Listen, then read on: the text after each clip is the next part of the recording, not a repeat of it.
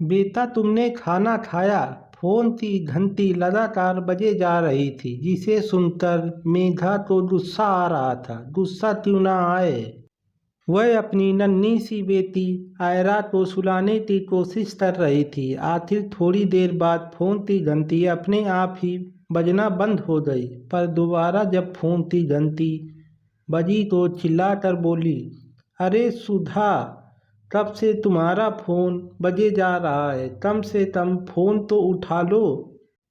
उसी दिन सुनकर आयरा जग ना जाए, पर सुधीर ने जवाब नहीं दिया। शायद बाथरूम में था। आखिर तिलमिलाते हुए मेघा उठकर बाहर आई। फ़ोन देखा तो माजी का फ़ोन था, जिसे देखकर मेघा और ज़्यादा आग बबूला हो गई। उसने फ़ोन उठाया नहीं, बल्कि काट कर एक तरफ पटक दिया। इतने में सुधीर भी बाथरूम से बाहर आ गया। मेघा, किसका फ़ोन था? और किसका फ़ोन होगा? तुम्हारी माँ का फ़ोन है। अरे तो तुम इतना गुस्सा क्यों हो रही हो? गुस्सा नहीं हो तो क्या करूं? कितनी मुश्किल से आयरा को सुला रही थी, पर उन्हें भी चैन नहीं है। बस हर रोज़ फ़ोन लगा देती है और काम वाम कुछ होता नहीं है। बस यही पूछने के लिए कि बेटा तूने खाना खाया या नहीं, जैसे तुम्हारी बीवी तुम्हें भूखा रखती है। अरे वह माँ है, उनकी भावनाओं को समझो। यहाँ पर भी एक माँ अपनी बेटी को सुलाने की कोशिश कर रही थी, जबकि मेरी बेटी सिर्फ 1 साल की है और उसका बेटा 28 साल का है। अच्छा अच्छा ठीक है, तुम जाओ, मायरा के पास माँ से बात करता हूँ। गुस्से में तनतनाती हुई मेघा कमरे में चली गई। पीछे से सुधीर ने माँ को फ़ोन लगाया। हेलो हेलो माँ, आपने फ़ोन किया था? वे दरअसल मैं बाथरूम में था, इसलिए। बेटा तुमने खाना खाया? बस जानता हूँ माँ, तू मेरे खाने बगैर खाना नहीं खाती। चल ठीक है, फ़ोन रखती हूँ। ठीक है माँ। सुधीर के फ़ोन रखते ही पीछे से मेघा बोली, हो गया दोनों माँ बेटे का भरत मिलन? हाँ हो गया। यह क्या हर रोज़ का ड्रामा है? माँ की ममता है। पता नहीं, मुझे तो ड्रामा ही लगता है। भला कोई 28 साल के बेटे से पूछता है कि तुमने खाना खाया कि नहीं? यही सदी माँ नहीं पूछती, और वह तो मेघा बस करो। सुधीर ने थोड़ा जोर से कहा तो मेघा चुप हो गई। जानती थी कि सुधीर को यह बातें बिल्कुल पसंद नहीं, इसलिए चुपचाप कमरे में चली गई। सुधीर वहीं कमरे में बैठ गया और अति के गलतियों में घूमने लगा। 5 साल का था जब माँ का देहांत हो गया। बड़ा संयुक्त परिवार था। गांव में अच्छी खासी इज्जत और पैसा था। दादी बाबा, पिताजी, चाचा और गोमती चाची और उनकी एक बेटी मधु कहते हैं। दूसरे बच्चों को जन्म देते समय माँ की मृत्यु हुई थी। ना माँ बची और ना ही वह बच्चे। माँ के मरते ही सब लोग पिताजी की दूसरी शादी की बात करने लगे, और माँ के देहांत के तीसरे दिन बाद ही पिताजी दूसरी माँ ले आए। दूसरी माँ नहीं, दूसरी पत्नी। बहुत मारती थी, बल्कि प्यार नहीं करती।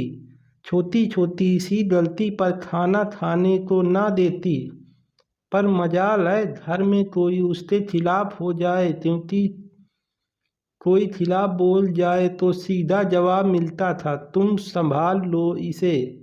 दादी बाबा भी कुछ खिलाफ ना बोलते, क्योंकि पिताजी का सिक्का घर में बोलता था। आखिरकार उन्होंने घर में पोता जो दिया था, जबकि चाचा चाची को ज़्यादा बोलने की इजाज़त ना थी। उनकी एक बेटी जो थी, चाहे उससे पोते की ही सामत क्यों ना आई हो।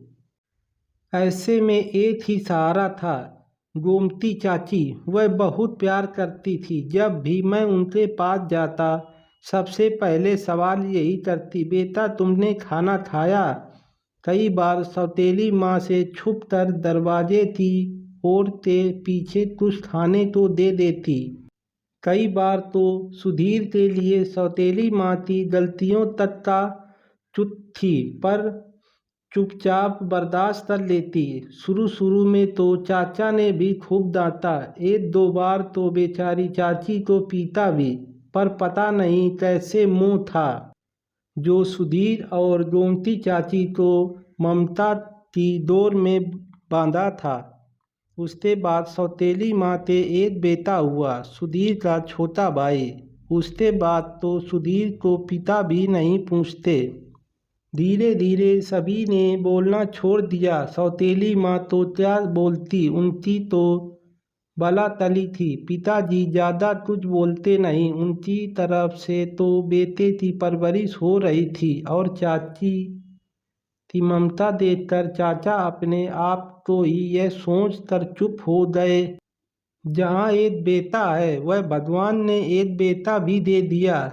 कहीं देखकर नहीं कह सकता कि सुधीर उसका बेटा नहीं बल्कि जेठानी का है। उसे कभी भूखा न सोने देती, रात को उसे खाना खिलाती, उसकी पढ़ाई लिखाई से लेकर हर चीज़ का ध्यान तो वह खुद रखती। और यह नियम तब भी था जब आधे की पढ़ाई के लिए सुधीर शहर गया था, और आज भी है।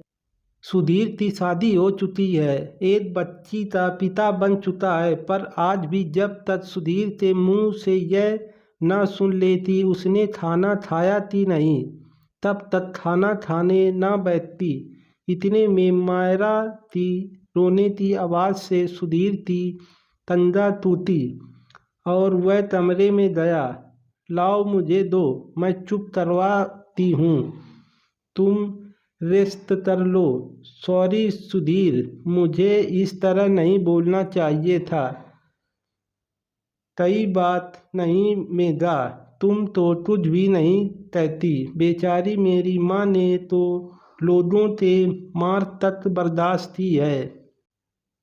सच कहा, माँ माँ होती है, और माँ बनने के लिए जन्म देना तो ज़रूरी नहीं, ममता का होना ज़रूरी है। तो दोस्तों, आपकी क्या राय है कमेंट बॉक्स में ज़रूर बताएं। तो अगली कहानी में फिर से मिलेंगे। तो आपका सपोर्ट ही हमारा सब कुछ है। तो धन्यवाद।